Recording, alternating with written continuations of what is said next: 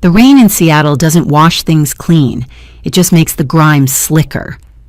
I was standing outside the revolving doors of the Vanguard Holdings Tower, my knuckles white as I gripped the handle of a neon pink umbrella that I'd bent myself out of recycled acrylic tubing. It was the only splash of color in a sea of gray suits and slate pavement. I wasn't there to gloat. Not really. I was there because his father, the man who owned the building, the man who owned him, had invited me to lunch, and you don't say no to Jonathan Vanguard. But then I saw him.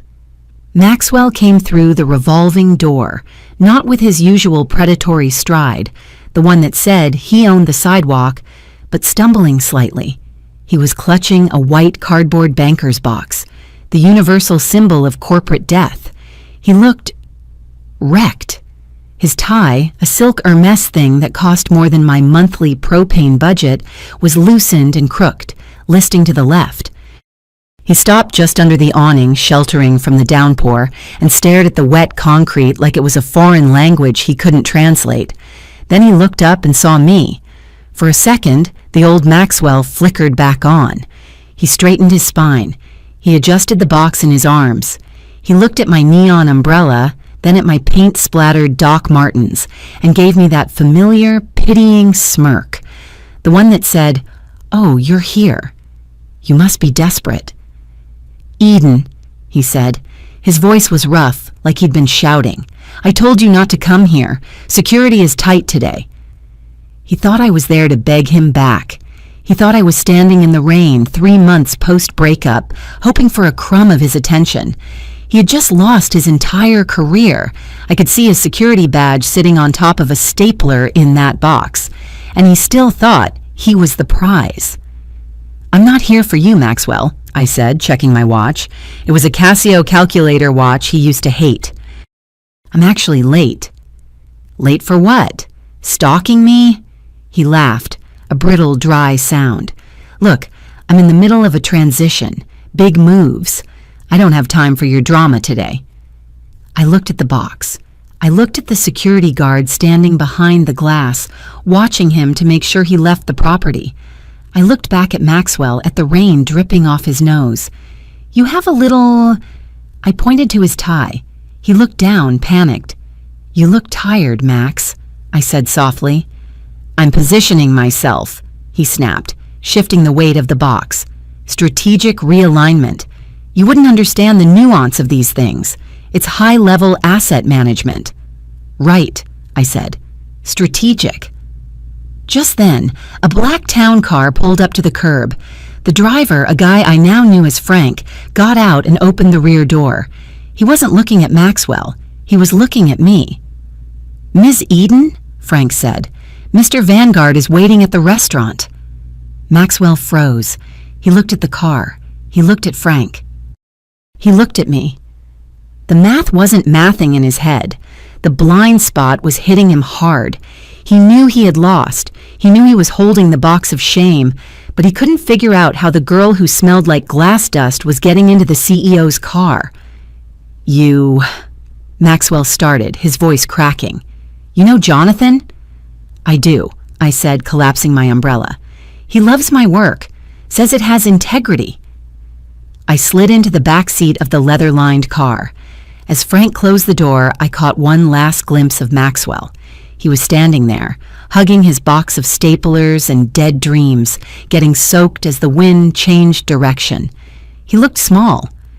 But before I tell you how he ended up on that sidewalk, you have to understand the heat.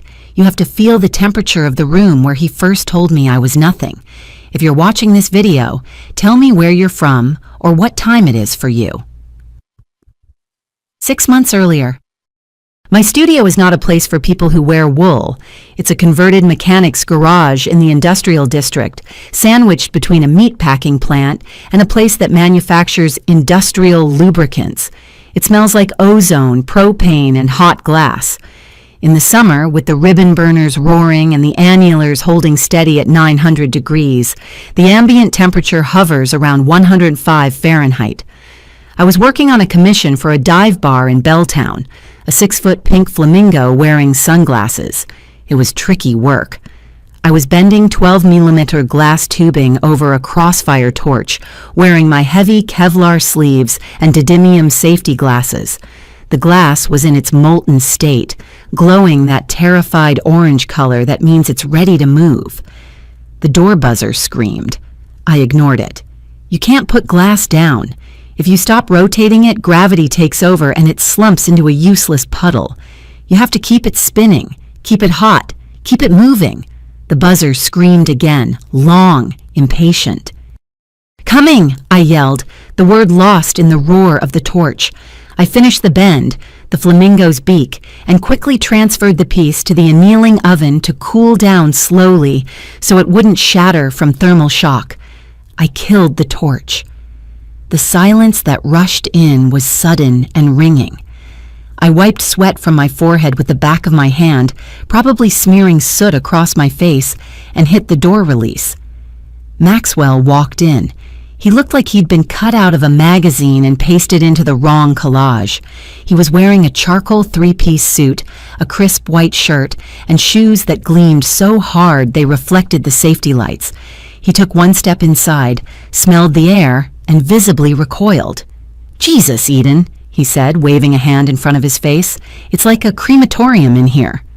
"Hey to you too," I said, grabbing a water bottle. "Don't touch anything. Everything is either sharp, hot, or electrified." He stood in the middle of the concrete floor, looking for a clean spot to exist. There wasn't one. My tables were covered in sketches, pattern paper, electrodes, and mercury pumps. The floor was scattered with glass shards. Shards of failure, I called them. "I have 20 minutes between site visits," he said, checking his phone. He always checked his phone. It was a nervous tick, like he was afraid the stock market would crash if he didn't supervise it. "We need to discuss the weekend." "The Gala," I said, leaning against a workbench. "I know. I marked it on the calendar, the one on the wall, the physical calendar." "Right. Well, I sent you a link to a dress rental service," Maxwell said, finally deciding to lean against a metal cabinet, then thinking better of it and standing straight again. "They have appropriate options." "Appropriate?" I bristled. "I have dresses, Max." "I have that red silk one." "The red one is—" He made a face like he'd tasted bad milk. "It's very loud. This event is for Vanguard Holdings, Eden. It's conservative. Jonathan Vanguard is going to be there. The partners will be there. I need you to look." "Invisible?" I offered. "Polished," he corrected. "Streamlined. Asset class appropriate." "I am not an asset class," I said, picking up a file to smooth a jagged edge on a piece of scrap glass. "I'm a person." "You're a brand extension," he said, not even joking. "When you're on my arm, you represent my judgment, and frankly, your business model worries me." Here we go, the argument. We had this argument every Tuesday. "My business is fine, Maxwell. I'm booked out for 4 months."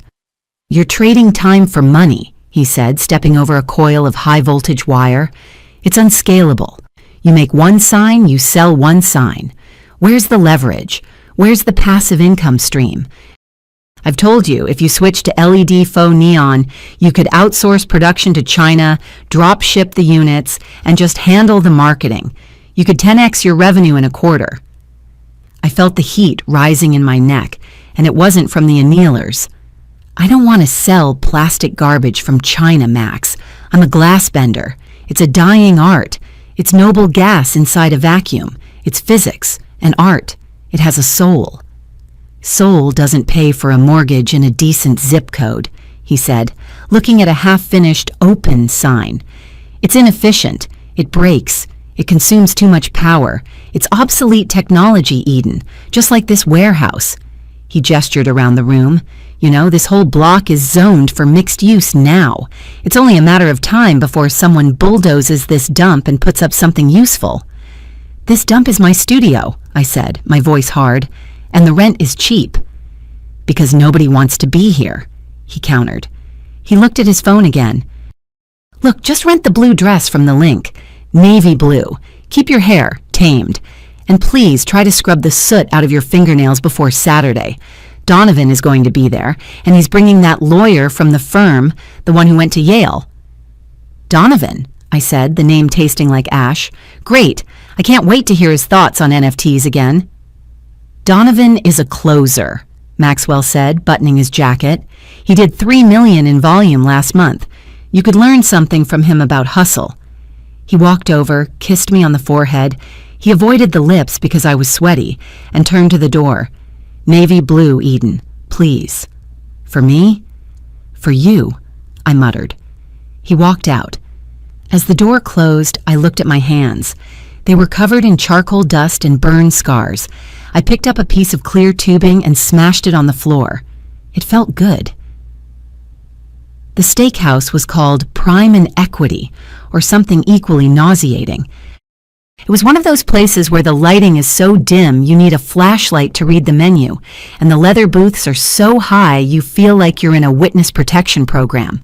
The air smelled of expensive cologne and seared meat. We were sitting at a round table. Me, Maxwell, Donovan, and 2 other guys from the firm, Brad and some guy named Trip, which I assumed was short for triple bypass based on what he was ordering. I was wearing a black dress I owned. It wasn't the Navy rental. It was safe, but it was mine. I had spent 20 minutes scrubbing my hands with pumice soap to get the shop grit off. So, the cap rate on the multifamily unit in Sodo is compressing, Donovan was saying. He was tearing into a bread roll like it owed him money. I told the seller, look, if you want a 5 cap, you better have granite countertops. Laminate gets you a 6, maybe a 6.5. Granite is out, Tripp said. It's all about quartz now, or poured concrete. The tech bros love that industrial chic vibe. Eden works in an industrial vibe, Maxwell said, taking a sip of his bourbon. He didn't look at me. He was watching the waiter pour wine. Donovan turned his shark eyes on me. Oh yeah, you're the lamp lady, right? I'm a neon artist, I said, keeping my voice steady. I design and fabricate custom lighting installations. Right, beer signs, Donovan said, winking at Brad. Like cold beer here. Very Americana. Actually, I said, putting my fork down, I do mostly architectural installs, high-end residential, art galleries. I just finished a piece for the Museum of Pop Culture. Cute, Donovan said. He didn't care. He literally didn't hear me. But is it scalable? Can you franchise it? It's art, I said. It's not a franchise.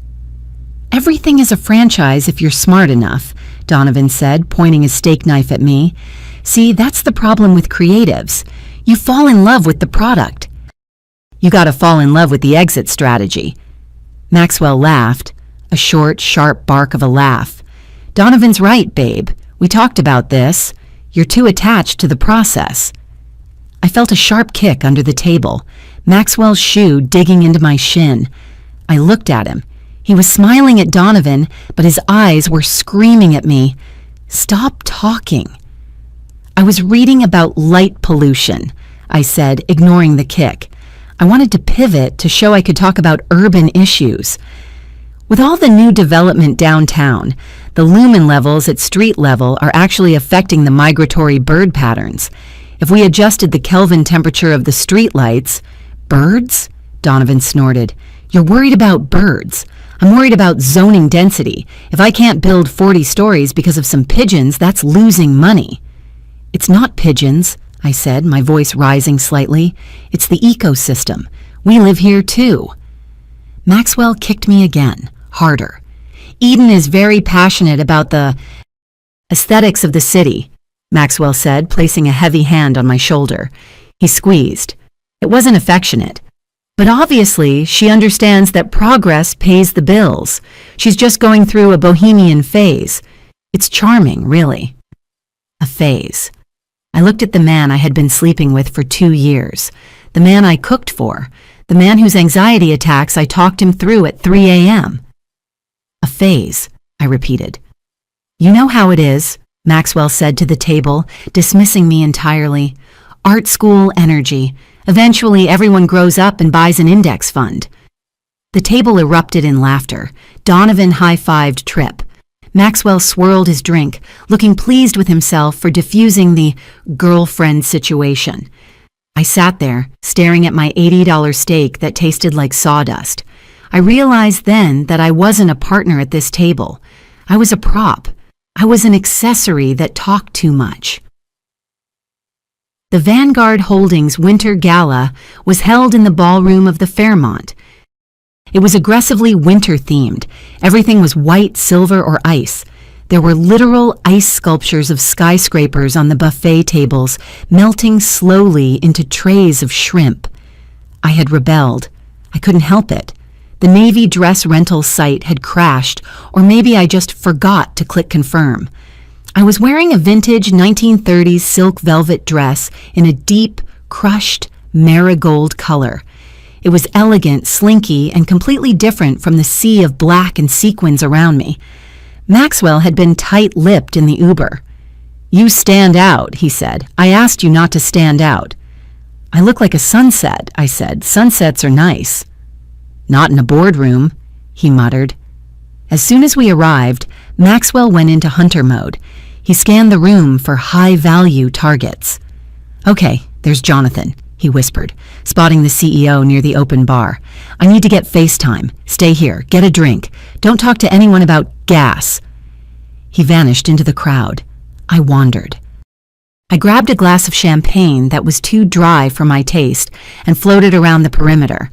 I felt eyes on me. The marigold dress was doing its job. Some looks were appreciative, some were confused. I found a quiet spot behind a massive ice sculpture of the Space Needle. It was melting, dripping water into a bucket hidden beneath a velvet skirt. I was checking the structural integrity of the ice, occupational hazard, when I heard voices on the other side. "Maxwell, good to see you," a deep, authoritative voice said. That had to be Jonathan Vanguard.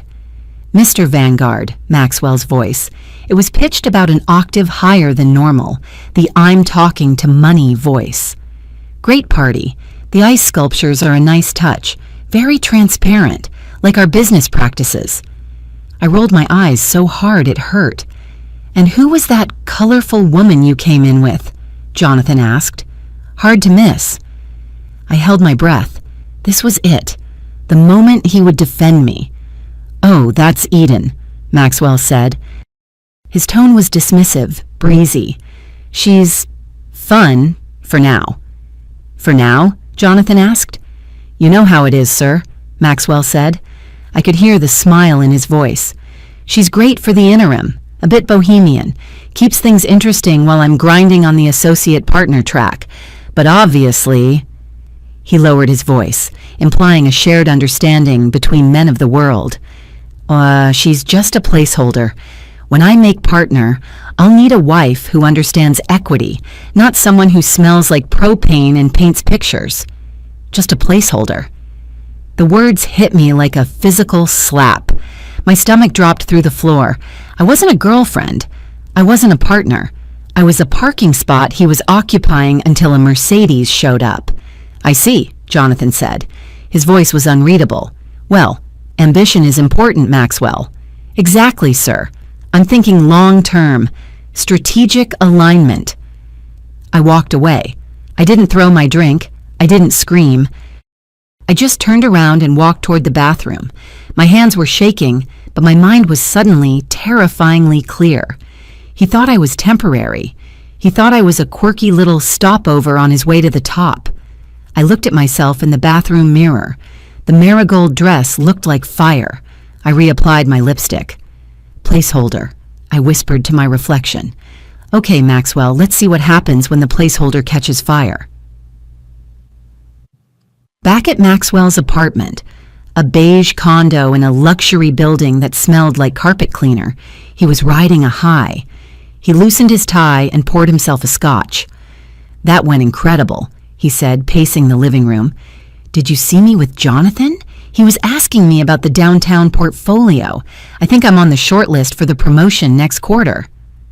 I was sitting on his couch, which was gray and stiff. "That's great, Max." "And you were good," he said, pointing at me with his glass. "You didn't say anything weird. The dress was A lot, but people seem to look at you. I guess attention is currency, right? Right, I said. He sat down next to me and put a hand on my knee. I'm exhausted. Big things coming, Eden. Big things. You lucky girl getting to ride the rocket ship. I looked at him. Really looked at him. I saw the pores on his nose, the slight stain on his collar, and I realized I was looking at a stranger. I'm going to head home, I said, standing up. What? Stay over. It's late. I have the kiln running, I lied. I need to check the temperature. Always the work, he sighed, rolling his eyes. Fine, but text me. I want you to proofread my follow-up email to Jonathan in the morning.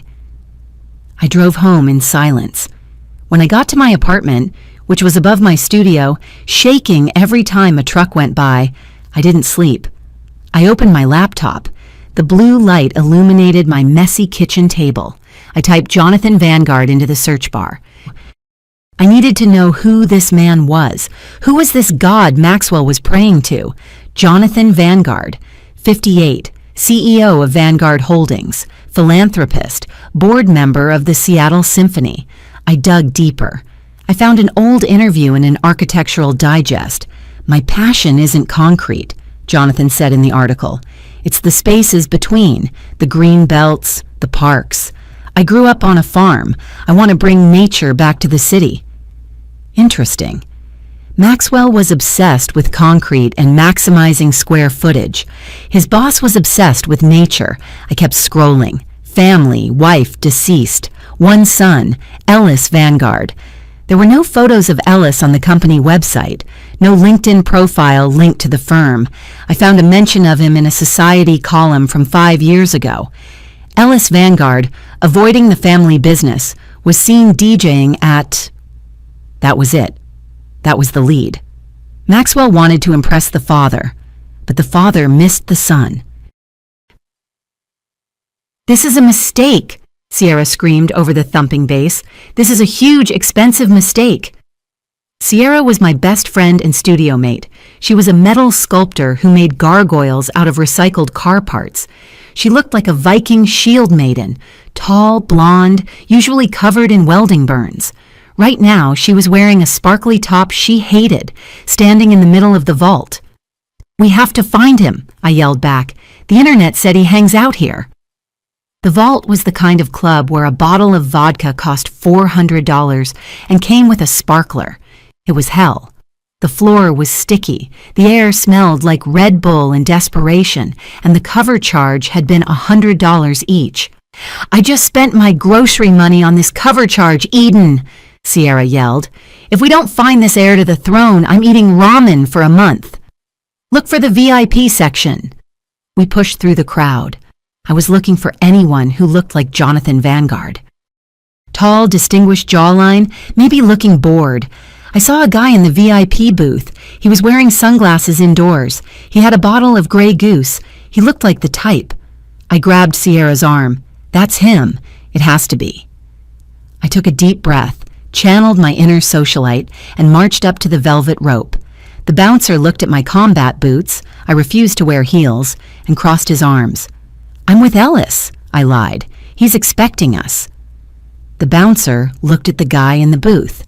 The guy waved vaguely at the room. The bouncer shrugged and let us in. I walked up to the table. Ellis, I shouted over the music. The guy took off his sunglasses. His eyes were bloodshot. Yeah? Who's asking? I'm Eden. Know your dad? Dad? The guy laughed. My dad lives in Boca. He sells jet skis. Who are you? My stomach dropped. Wait, are you Ellis Vanguard? Vanguard? No, Ellis Vanderpump, like the show, but no relation. Who's Vanguard? I looked at the $400 vodka. I looked at Sierra, who was currently fending off a guy trying to grind on her metal-working leg muscles. Wrong Ellis, I said, feeling the heat of humiliation rise in my face. We left. We walked out into the cool night air, ears ringing, wallets lighter by $200. I hate you, Sierra said, lighting a cigarette. I hate you, and I hate your revenge plan, and I hate techno. I hate me too, I said, leaning against a dumpster. I'm stupid. I'm so stupid. Maxwell is right. I'm a mess. You're not a mess, Sierra said, exhaling smoke. You're just bad at stalking. Stick to neon.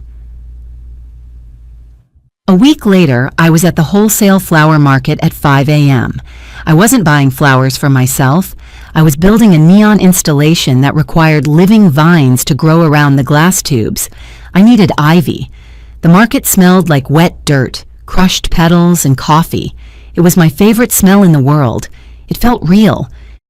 I was haggling with a vendor about the price of English ivy when I saw a flyer pinned to the corkboard behind the register. It was a simple, photocopied piece of paper, beige, recycled, guerrilla gardening and urban rewilding workshop. Learn how to bomb vacant lots with seed balls. Restore native species to the concrete jungle. Speaker, Ellis V. Blackwood. Blackwood. My brain clicked. Jonathan Vanguard's wife's maiden name was Blackwood. I had seen it in the obituary I found during my 3 a.m. deep dive. Ellis V. I looked closer at the photo on the flyer. It wasn't a headshot. It was a grainy photo of a guy in a beanie holding a shovel covered in mud. He was smiling, but it wasn't a cheese smile. It was a I just planted a tree smile. He wasn't a DJ. He wasn't a party boy. He was a dirt nerd. He was hiding in plain sight, using his mother's name to avoid the Vanguard shadow. I ripped the tab off the bottom of the flyer. Saturday, 9 a.m., the community plot on 4th. I looked at the ivy in my hand. I'll take it all, I told the vendor. I have a garden to plan. The community plot on 4th was basically a vacant lot that the neighborhood had reclaimed. It was chaos. Tomato plants growing next to tires, sunflowers towering over old chain-link fences. I arrived at 8:55 a.m. I wasn't wearing a disguise. I was wearing my actual work clothes, Carhartt double-knee pants, a thermal shirt, and my steel-toe boots. I had dirt under my nails from the shop. There were about 15 people there, mostly retired ladies in sun hats and a few hipster couples who looked like they'd never held a shovel. And him. Ellis was standing by a pile of compost. He looked taller than in the photo.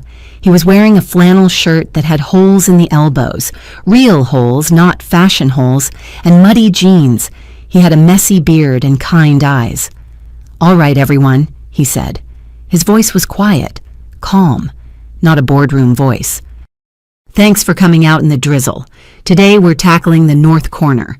We need to move these planters to get the sun exposure right for the pollinators." He pointed to a massive wooden planter box filled with wet soil. It must have weighed 200 pounds. Two of the older ladies looked at it helplessly.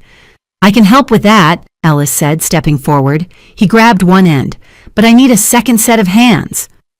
I didn't think. I just stepped up. "I got it." Ellis looked at me. He looked at my boots. He looked at the way I braced my stance. "It's heavy," he warned. "I lift propane tanks for a living," I said. "On 3? 1, 2, 3. We lifted. It was heavy, wet, and awkward. We shimmied it across the muddy ground, our boots squelching. We set it down perfectly in the sunny patch. "Nice lift," Ellis said, wiping his hands on his jeans. He looked at me, really looked at me. "Most people lift with their back." "You have good mechanics." "Leverage," I said, breathing hard. "It's all about the fulcrum." He smiled. It was a slow, genuine smile. "I'm Ellis." "Eden," I said. "I'm here for the seed bombs."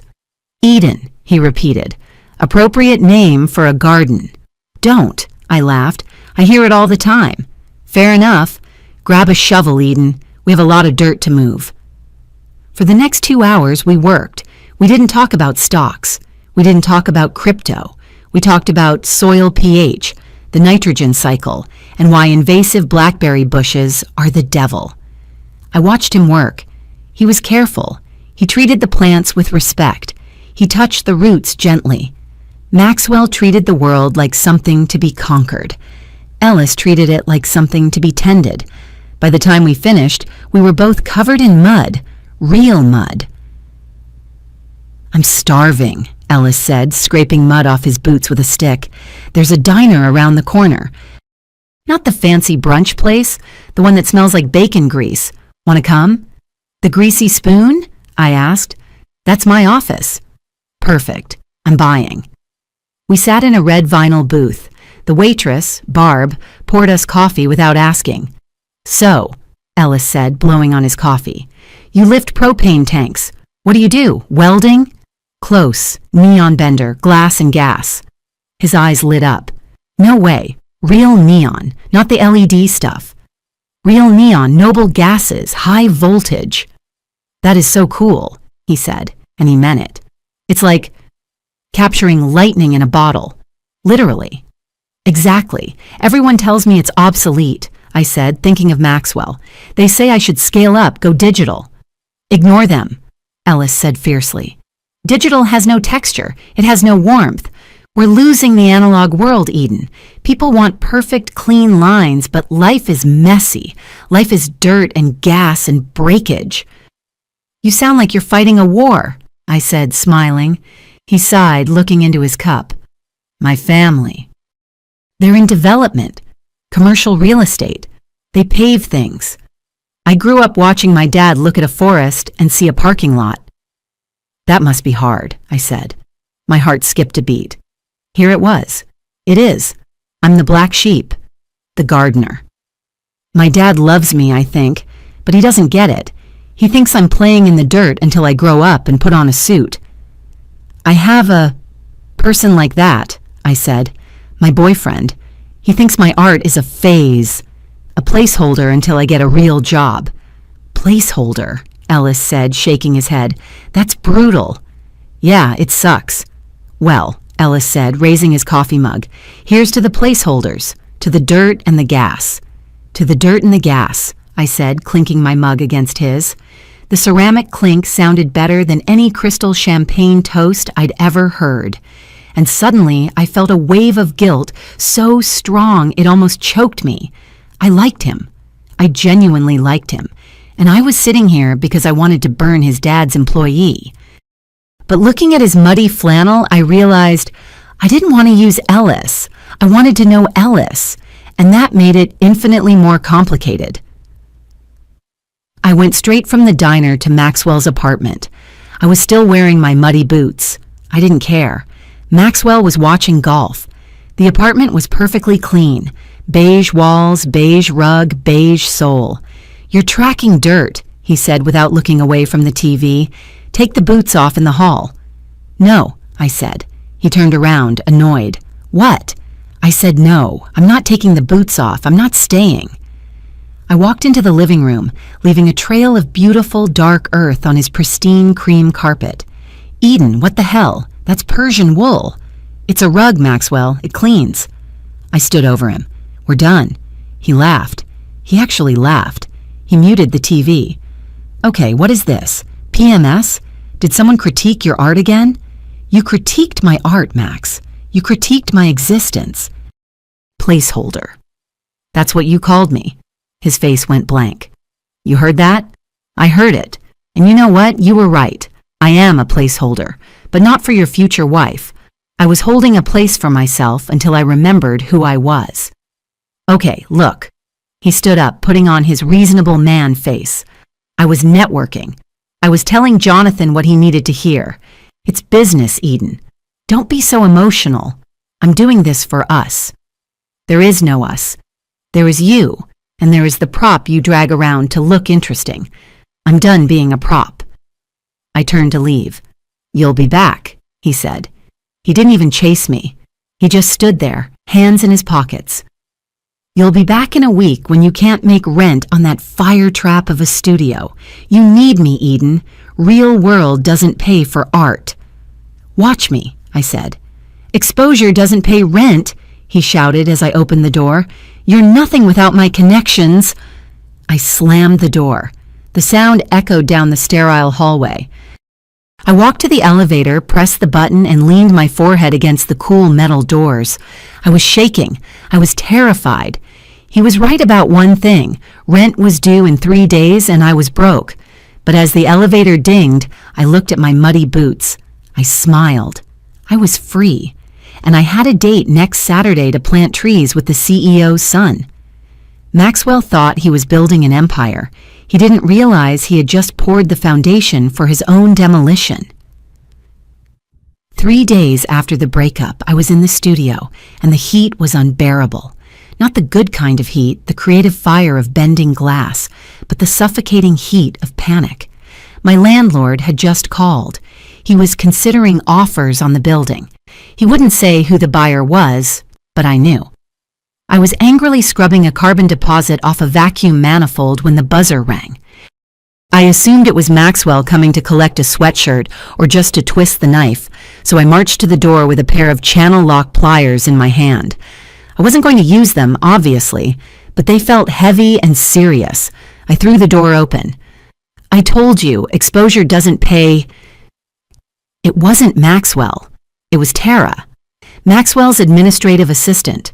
Tara was a woman who usually looked like she was holding her breath. She was always impeccably dressed in Ann Taylor separates, holding an iPad like a shield. Today she looked different.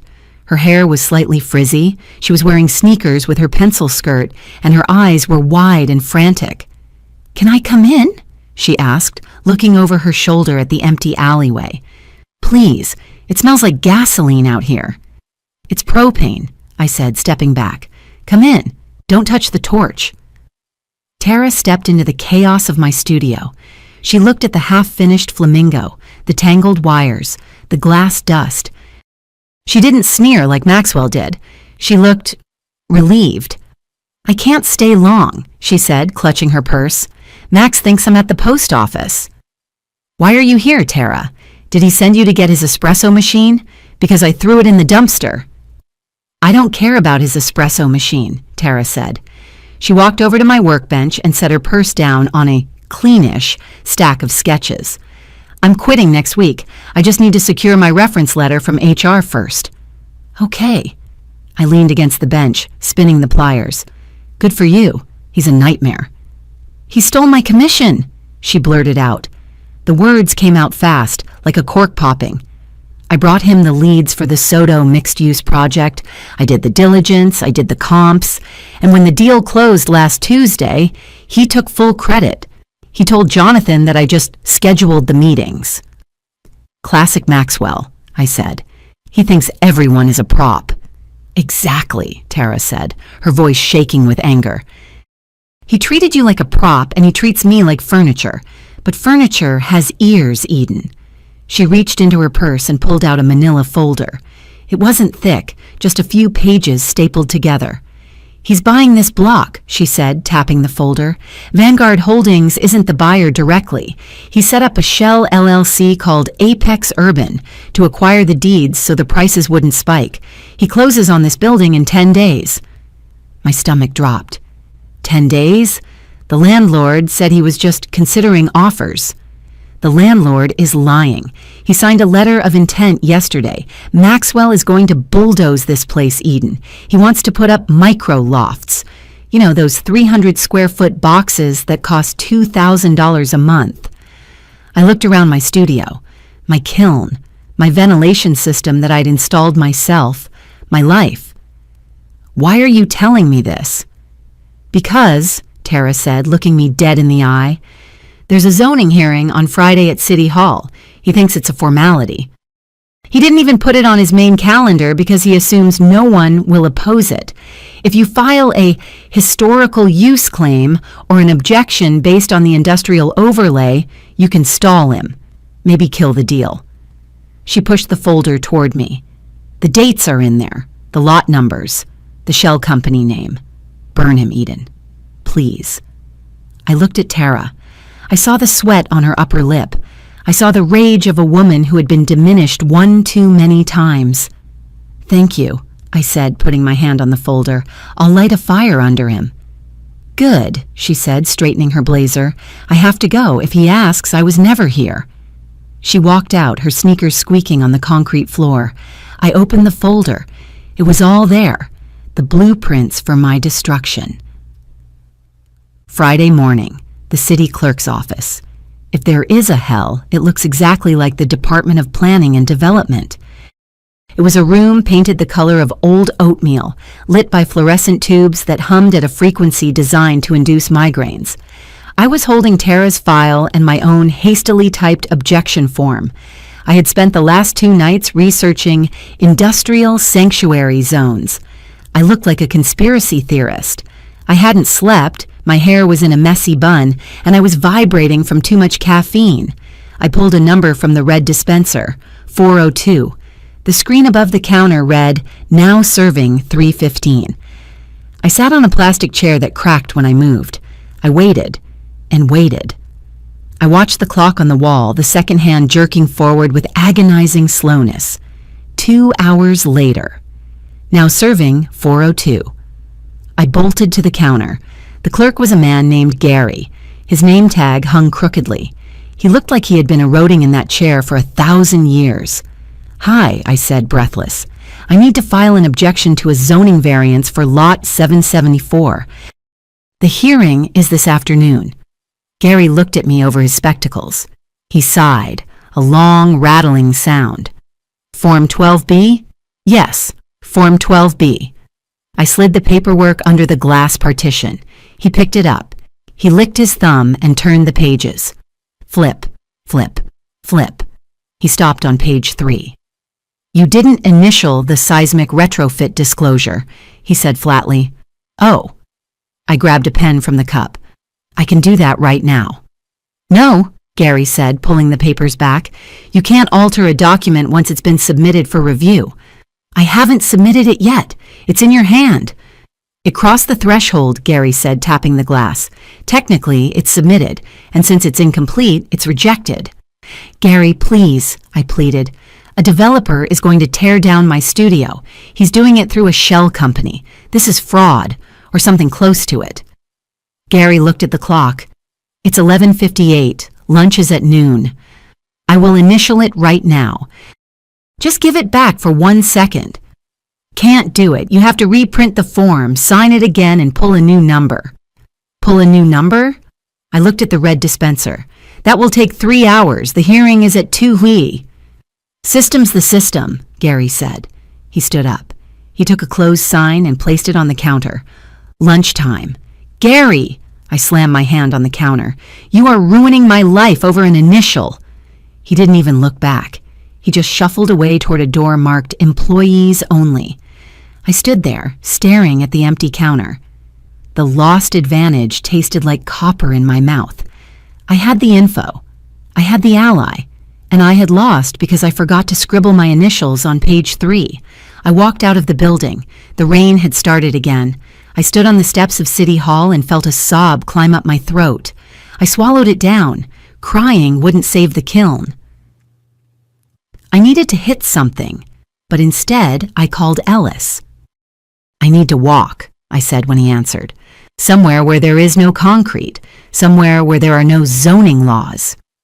"I know a spot," he said immediately. He didn't ask why I sounded like I was choking. An hour later, we were at Discovery Park, walking along a trail that hugged the bluff overlooking the Sound. The wind was whipping my hair into my face, stinging my eyes. The sky was a bruised purple. I had been holding it together, but the silence of the trees broke me. "I'm losing the studio," I said. I didn't look at him. I looked at the gray water. Ellis stopped walking. "What? Why? I thought you were booked solid." "It's not money," I said, kicking a pine cone. "It's development. My landlord sold the building, or is about to. They signed the LOI. Some company called Apex Urban." I saw Ellis flinch, just a tiny twitch in his jaw. "Apex Urban," he repeated. "Yeah, some shell company. They want to put up micro lofts." I tried to file an objection today to stall them, but I messed up the paperwork. "It's over, Ellis. I have to move the annealers. Do you know how hard it is to move a 1,000-pound oven?" I sat down on a wet log and put my head in my hands. I built that place. It was a dump when I got it. I wired it, I plumbed it, and now some suit is going to crush it into dust so he can sell lifestyle experiences to tech bros. Ellis sat down next to me. He didn't touch me yet. He was staring at the ground, his mind clearly racing. "Apex Urban. he said again, quieter this time. Eden, where exactly is your studio? What's the cross street? 4th and Industrial, I sniffled. The old mechanics block. Ellis reached into his backpack and pulled out a laminated map. It wasn't a road map, it was a topographical map with blue overlays. 4th and Industrial, he muttered, tracing a line with his finger. Right here. He went silent. He tapped the map. Then he looked at me and his eyes were intense. They can't build micro-lofts there, he said. They can, I said miserably. The zoning is mixed use. Tara, a friend told me. I don't care about the zoning, Ellis said. I care about the hydrology. Look. He angled the map toward me. See this blue line? That's the historic path of the Duwamish Aquifer. It runs directly under that block. The water table is less than 4 feet below the slab. So, Ellis said, his voice gaining traction. To build a 6-story residential tower, you need deep pilings. You need to dig down at least 20 feet for the foundation. If they dig there, they'll hit the aquifer. It's a protected watershed. If they puncture that cap, the EPA fines alone would bankrupt the project. Not to mention the dewatering costs would kill the profit margin instantly. I stared at the map. You mean the ground is poison to them?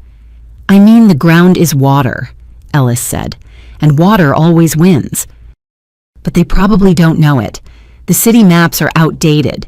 This, he tapped his laminated sheet, is my own survey data. I've been mapping this for my thesis. Maxwell missed it, I whispered. He was so focused on the asset class, he didn't look at the dirt. Maxwell? Ellis asked. I froze. I hadn't said the name before. My ex, I admitted. He's the one behind Apex Urban. He's the one destroying my studio. Ellis looked at me. He processed it. The ex-boyfriend, the developer, the connection. Your ex is the one trying to pave over the aquifer? Ellis asked. Yes. He called me a placeholder. Now he's trying to evict me. Ellis stood up. He offered me a hand. Come back to my place, he said. We need to overlay this map with the city's geotechnical survey. If we can prove the hydraulic pressure is too high, he can't get his permit. Not for residential. I took his hand. His grip was warm and rough. You'd do that? I asked. It's your dad's company, Ellis. Apex is a shell for Vanguard. Ellis looked at the water, then back at me. My dad respects the land. If his people are being sloppy, he'd want to know. And besides, he squeezed my hand, nobody bulldozes your kiln on my watch. Ellis's apartment was exactly what I expected and everything I wanted. It was a loft in Capitol Hill, but it was a jungle. There were monstera plants climbing the walls, grow lights casting a purple hue in the corners, and books stacked everywhere. Soil science, urban ecology, the hidden life of trees. We spent the night on the floor, surrounded by maps. It was the most romantic thing I had ever experienced, which says a lot about my dating history. Okay, Ellis said, pointing at his laptop screen. Here's the Vanguard due diligence report. I can access it through the family server. Don't ask. I'm not asking, I said, leaning over his shoulder. Look at the soil samples. They only drilled to 10 feet. They stop before the saturation layer. They think it's compacted fill. Why would they stop? Because drilling deeper costs money, Ellis said, and Maxwell, assuming he's the project lead, was cutting costs to juice the projected ROI. He wanted the numbers to look perfect for the acquisition. He wanted to impress your dad, I said. He needs a win. Well, he built a bomb instead. Ellis grinned. If they break ground, the basement floods. Catastrophically. We're talking sinkhole territory. He looked up at me. We were inches apart. The glow of the laptop screen reflected in his eyes. We have the kill switch, he whispered. We do. The tension shifted. The mission was accomplished, and suddenly there was just us. I smelled like rain and ozone. He smelled like cedar and old paper. You're brilliant, I said. You know that. You're not just a gardener. And you're not just a placeholder, he said softly. He kissed me. It wasn't a polite first date kiss. It was deep and urgent, like we were making up for lost time. It felt grounded, real. There was no performance, no strategic alignment, just gravity. When we pulled apart, I rested my forehead against his. "I have to tell you something," I said. "My ex, Maxwell. He works directly for your dad. He's trying to become partner." "I figured," Ellis said, brushing hair out of my face. "It's a small world in development." "I met you. I sought you out, at first, because I was angry. I wanted to see who this son was that Maxwell was trying to impress." I held my breath, waiting for him to pull away. Ellis just laughed softly. "So you stalked me to a community garden." "I stalked you to a club first. It was a disaster." "Well," he kissed my nose, "I'm glad you found the garden. I don't care how you got there, Eden. I care that you're here now, and we have a studio to save." 2 weeks later, Sunday brunch. My anxiety was a physical thing, a hummingbird trapped in my ribcage. We were driving up the winding driveway of the Vanguard estate in Medina. The house was massive, glass and stone, nestled into the trees like it grew there. "He's going to recognize me," I said, gripping the door handle. "He saw me at the Christmas party. I was wearing marigold velvet. I was unforgettable." "Dad meets 1,000 people a year," Ellis said, squeezing my knee. "And frankly, at those parties, he goes into autopilot. Just be yourself. The neon bender, not the girlfriend." We walked in. The house smelled of expensive candles and old money. Jonathan Vanguard came out to the terrace to greet us. He was wearing a cashmere sweater and gardening clogs. He looked less intimidating than at the office, but his eyes were sharp.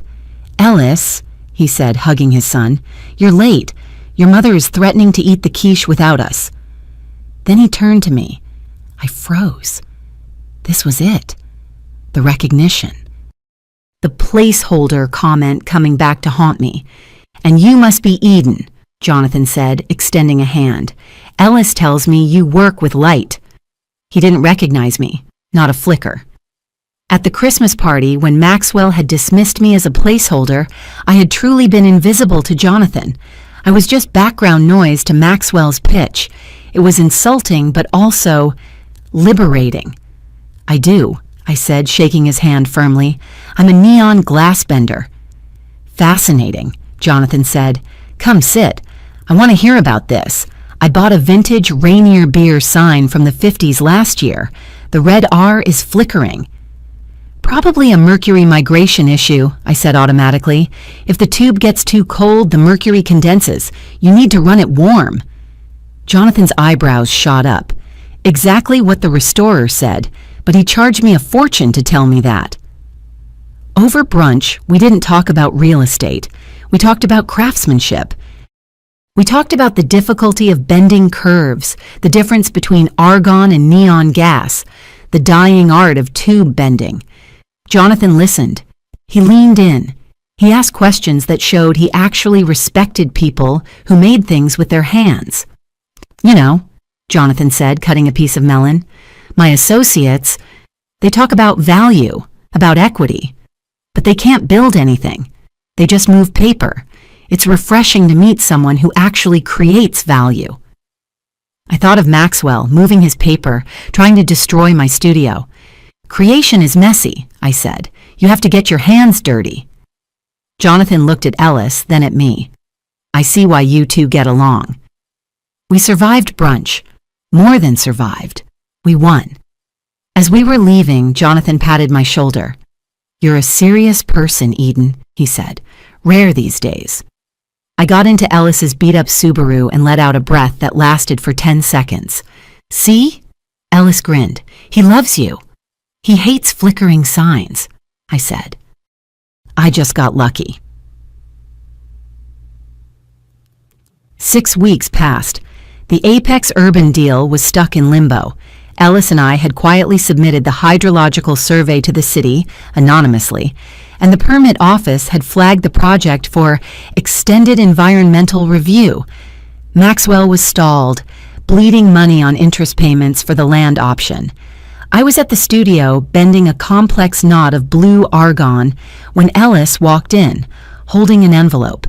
It was thick, creamy cardstock. "We have a summons," he said. I opened it. Vanguard Holdings Spring Equinox Gala, honoring innovation and sustainability. "The Spring Gala," I said. "This is the big one. This is where they announce the new partners." "Yep," Ellis said. "Dad specifically asked if you were coming. He wants to introduce you to his art curator friend." I looked at the date. Next Saturday. Maxwell would be there. He would be expecting his promotion. He would be expecting to be crowned king of the asset class. "Are you okay with this?" Ellis asked. "It's going to be Corporate Hell 2.0, and he will be there." I looked at the invitation. I looked at the placeholder girl I used to be. "I'm more than okay with it," I said. "I think it's time Maxwell met the real me, not the prop." "He's going to freak out," Ellis warned. "Let him," I smiled. "I'm bringing my own lighting." I didn't rent a dress. I spent the next week in the studio working with a material I had been experimenting with. Fiber optic fabric woven with reflective mylar thread. I constructed a dress. It wasn't soft, it was structural. It had a high collar that looked like a geode cracking open, and the skirt flowed like liquid mercury. When the light hit it, it didn't just reflect, it refracted. It glowed. I wasn't going to be safe. I wasn't going to be navy blue. On the night of the gala, I pulled my hair back into a severe, sleek architectural knot. I wore no jewelry except for a pair of glass shards I'd turned into earrings. When Ellis knocked on my door, I opened it. He was wearing a tuxedo, but he'd swapped the stiff shirt for a black silk one, and he looked dangerously handsome. He looked at me and stopped breathing for a solid 3 seconds. "Whoa," he said. "Too much?" I asked, spinning. The dress shimmered like a captured storm. "You look like dangerous electricity," he said. "You look like you're about to short-circuit the entire building." "That's the plan," I said. He offered me his arm. "Shall we go crash the asset class?" "Let's go." The gala was at the Museum of History and Industry this time. High ceilings, exposed beams, very Seattle chic. The room was filled with the same people as Christmas, the same men in black suits, the same wives in appropriate pastels and neutrals. When we walked in, the room didn't go silent. That only happens in movies. But the air shifted. People turned. The light from the overhead spots hit my dress and sent ripples of iridescence across the floor. I held my head high. I wasn't hiding behind an ice sculpture this time. I was on the arm of the heir apparent, even if he didn't want the throne. I scanned the room. I saw him. Maxwell was holding court near the bar, of course. He was laughing at something Donovan said, looking smug. He checked his watch. He adjusted his tie. Then he looked up. His eyes swept over the crowd, looking for Jonathan. They slid past me, then snapped back. I saw the confusion first. Is that Eden? Then the critique. What is she wearing? Then the realization. Why is she here? He smirked. I saw it. He thought I had crashed the party. He thought I was doing a desperate look-at-me stunt to win him back. He started to step forward, ready to have security escort the crazy neon girl out.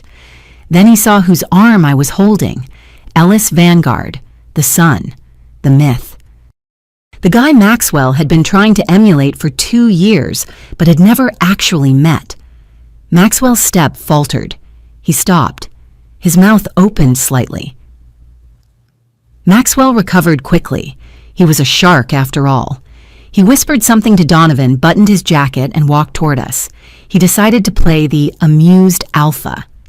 "Eden," he said, stepping into our path. His voice was loud enough to attract attention. "I see you found a way in. Bold choice of outfit. Very Blade Runner." He didn't look at Ellis. He refused to acknowledge him. "Hello, Maxwell," I said.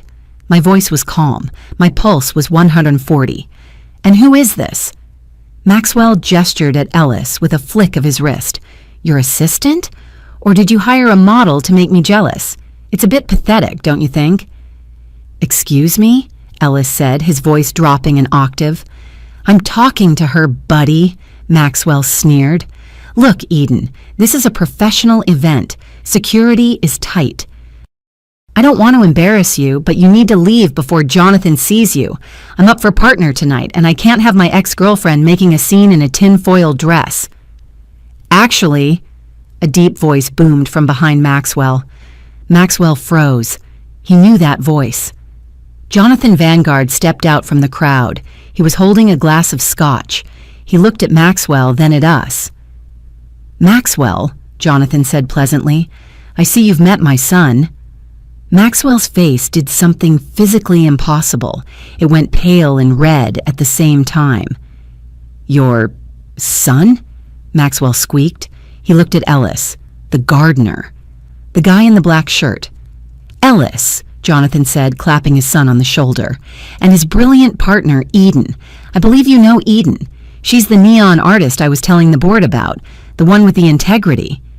Maxwell looked like he was having a stroke. Yes, we know each other. Great, Jonathan continued, oblivious, or maybe not. Eden has been consulting with us on that environmental issue you missed, Maxwell. The air left the room. Environmental issue? Maxwell whispered. The Sodo Project, Jonathan said, his voice hardening instantly. The aquifer. Apex Urban? My son and Eden brought me the hydrological maps last week. You tried to build on a protected watershed, Maxwell. Do you have any idea what the EPA fines would have been? The diligence said, Maxwell stammered. The diligence was lazy, Jonathan snapped. You were so focused on the cap rate you forgot to look at the ground. It's embarrassing. We're pulling the plug on the acquisition. Maxwell looked at me. His eyes were wide, terrified. He looked at the girl he called a placeholder. He breathed. I told you, Max, I said, leaning in so only he could hear. You should have checked the heat. Glass breaks if you cool it too fast. Jonathan turned to Ellis. Come, son, the board wants to meet Eden. We walked away. We left Maxwell standing there, in his expensive suit, realizing he wasn't the architect of his own life.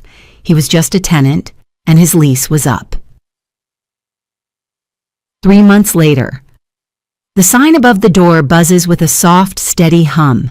It's a complex piece, a topographical map of the Duwamish River, glowing in deep cobalt blue and turquoise argon. Underneath, in warm white script, it says, Deep Roots. I didn't move studios. I bought the building. Well, technically, an investment group bought the building to preserve it as an arts incubator. The lead investor was Jonathan Vanguard. He decided that creative capital was a better long-term play than micro-lofts.